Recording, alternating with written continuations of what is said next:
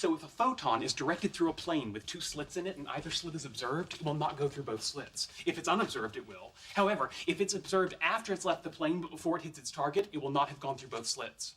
Agreed. What's your point? There's no point. I just think it's a good idea for a t-shirt.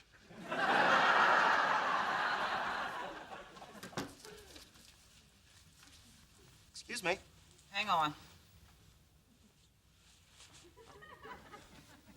1 across is Aegean, 8 down is Nabokov, 26 across is MCM, 14 down is, move your finger, Phylum, which makes 14 across Port-au-Prince. See, Papadoc's capital idea, that's Port-au-Prince. Haiti. Can I help you? Yes. Is this the high IQ sperm bank? If you have to ask, maybe you shouldn't be here. I think this is the place.